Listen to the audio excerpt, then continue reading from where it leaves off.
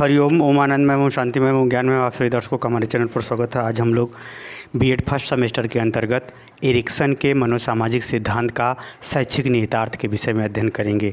अर्थात इस सिद्धांत के माध्यम से हमको क्या सीखने को मिलेगा शिक्षा के क्षेत्र में, अपने व्यक्तित्व के निर्माण के क्षेत्र में, शिक्षक द्वारा विद्यार्थियों के संदर्भ में, या विद्यार्थियों के द्वारा स्वयं अपने जीवन के विभिन्न क्रियाकलापों के संदर्भ में क्या सीखने को मिलेगा, या यह सिद्धांत हमको कौन सी प्रेरणा देता है जिसके आधार पर यह सिलेबस में शामिल किया गया। तो आइए, एरिक्सन महोदय का अगर हम सिद्धांत की बात करें तो इन्होंने ये बताया कि व्यक्ति के बालक के संवेगों के आधार पर उसकी जो व्यक्तिगत योग्यता क्षमता होती है, उसके माध्यम से जो सामाजिक क्रियाकलाप होते हैं, उसी से उसका समाज में विकास होता है या उसका सामाजिक विकास होता है।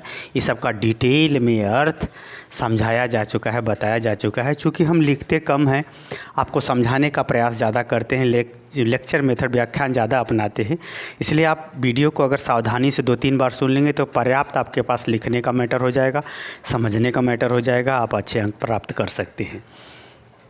चलिए, इस सिद्धांत में अगर हम बात करें तो इन्होंने 8 अवस्थाओं के माध्यम से जीवन में विभिन्न भावात्मक गतिविधियों के माध्यम से जो सामाजिक विकास होता है उसका वर्णन उन्होंने अपने सिद्धांत के अंतर्गत किया है। तो इन 8 अवस्थाओं से हम लोग क्या सीखते हैं, यानी हमको क्या सीखने को मिलता है। तो पहला है सीखने की अगर हम बात करें तो अवस्थाओं में निर्देशन एवं नियंत्रण।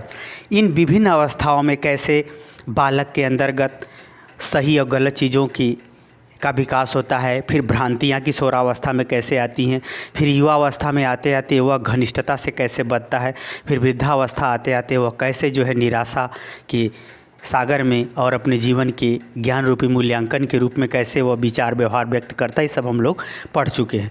तो इसमें हमको इस सिद्धांत हमको यह सिखाता है कि एक अध्यापक अपने विद्यार्थियों की आयु को देखते हुए, उसकी भावात्मक गतिविधियों को समझते हुए, संवेगों को समझते हुए उसके लिए उचित निर्देश दे और उसके गतिविधि पर नियंत्रण रखते हुए उसके व्यक्तित्व का निर्माण करे।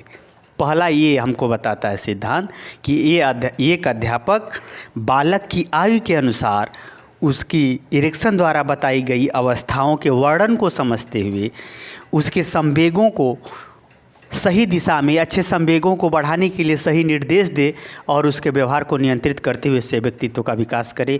यह शैक्षिक निहितार्थ या यह सतर्कता, यह योग्यता एक अध्यापक के लिए यह सिद्धांत सिखाता है, बताता है, समझाता है।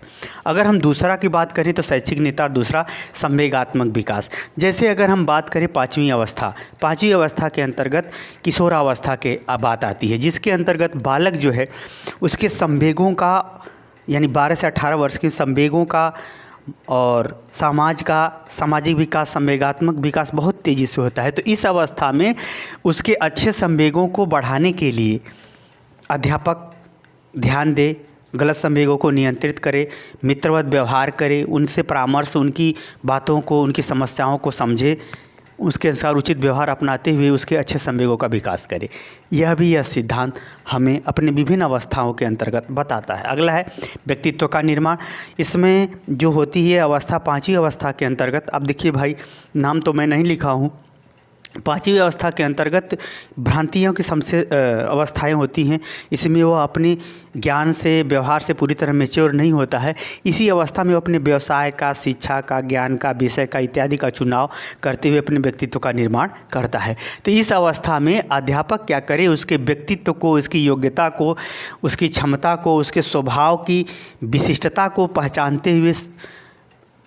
पहचानते हुए उसके उचित क्षेत्र में उसके व्यक्तित्व का, उसके शिक्षा का विकास कर देना चाहिए। यह चौथी अवस्था 5वीं अवस्था दोनों से संबंधित है।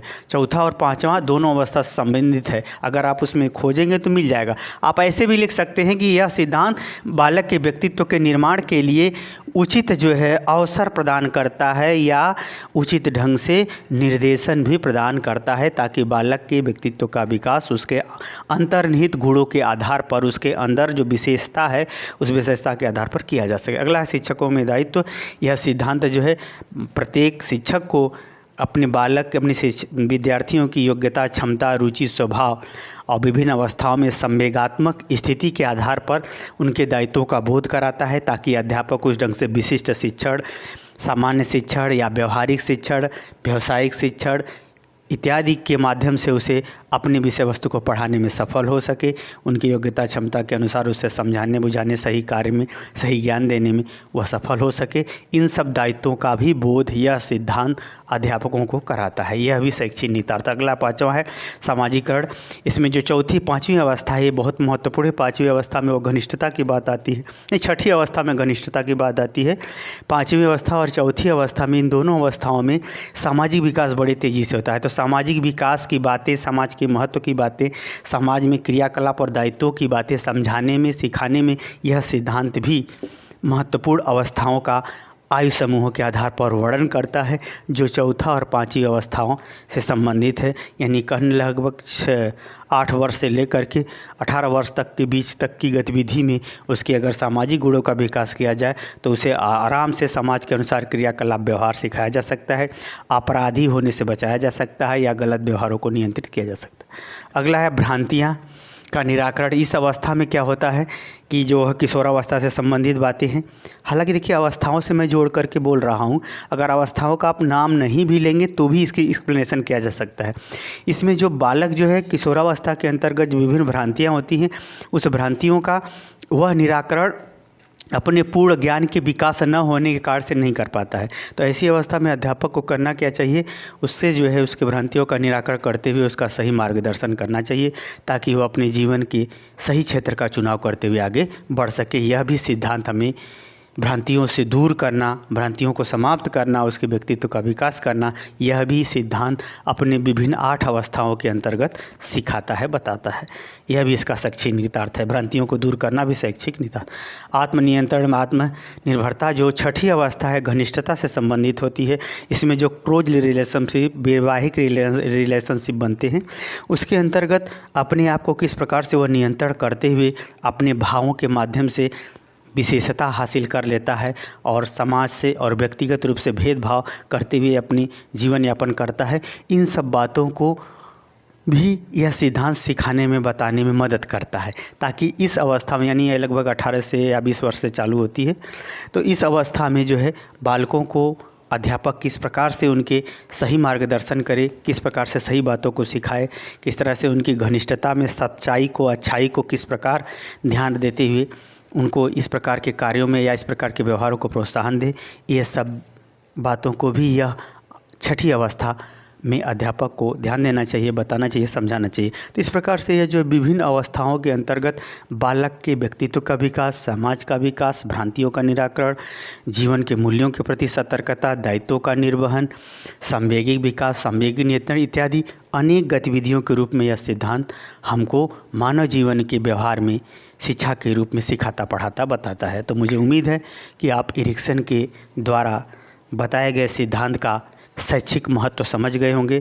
समझ गए हैं तो कमेंट बॉक्स में जरूर बताइए। साथ ही मेरे चैनल को लाइक, शेयर, सब्सक्राइब कीजिए। हरिओम।